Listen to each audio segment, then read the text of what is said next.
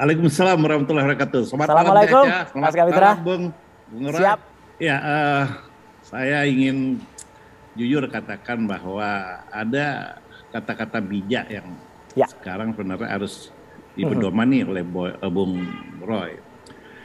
Disaring dulu baru disaring. Betul. Undang-undang dalam perbuatan ini ada dua pihak yang menimbulkan perbuatannya bisa menimbulkan dua delik terhadap dua pihak.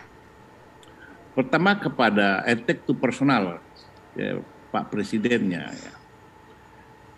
Harusnya Bung Roy sebagai pejabat negara bisa membedakan antara kapasitas sebagai personal, kapasitas sebagai pejabat.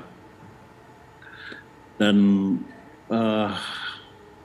foto atau stupa Pak Jokowi di sana jelas itu dalam bentuk attack to personal, dan itu tentu menyerang harkat dan martabat sebagai seorang manusia.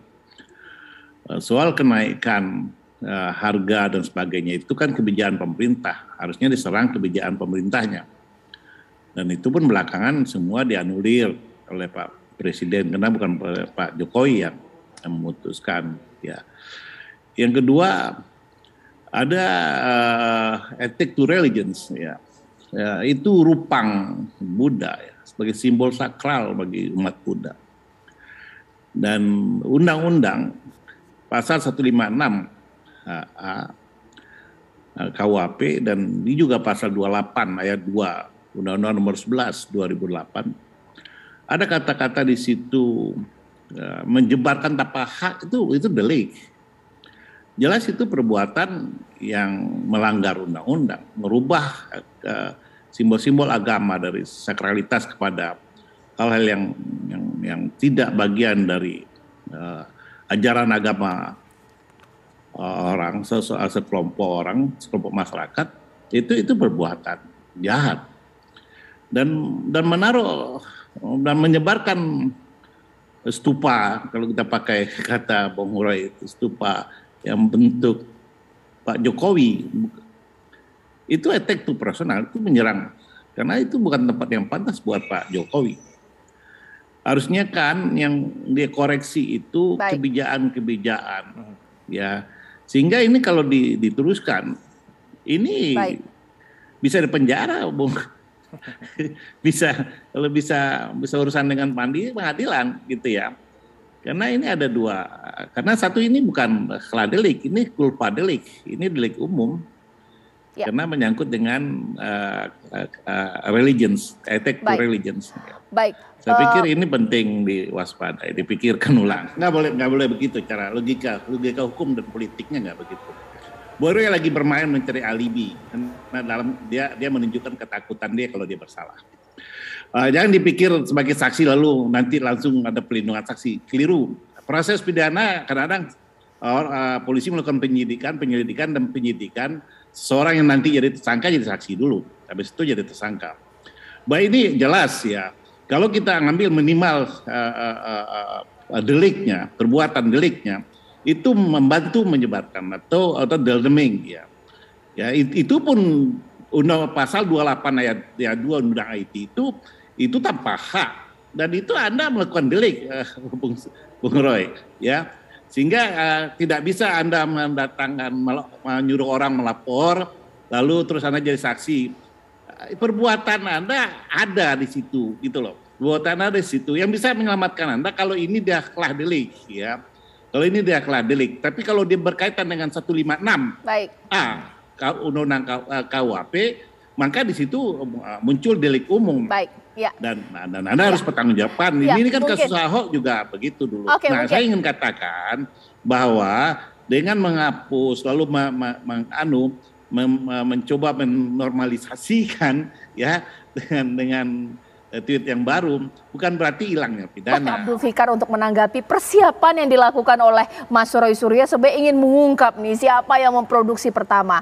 Tapi mungkin saya juga mau tanya kepada Mas Roy Suryo. Kalau nggak salah beberapa bulan lalu Mas Roy juga pernah menyemprot politisi Bang Ruhut kalau tidak salah. Karena juga memposting foto yang diedit. Lah ternyata Mas Roy melakukan hal yang sama. Sesaat lagi di Apa Kabar Indonesia Malam.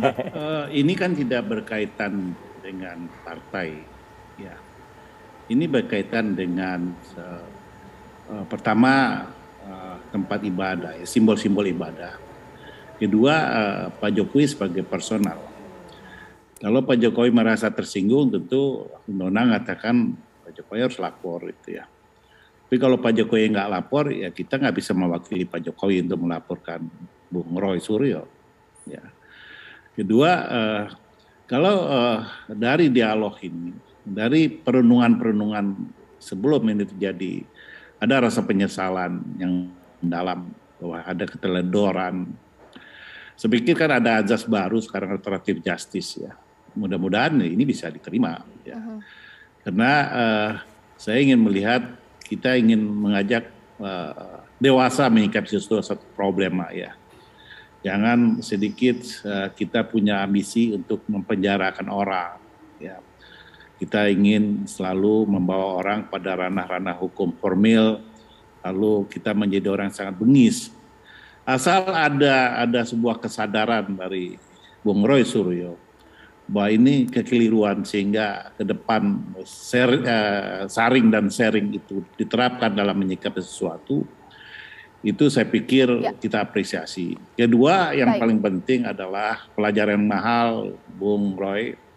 Saya juga mengkoreksi kebijakan-kebijakan negara, kebijakan pemerintah. Tapi saya nggak pernah menyerang personal orang.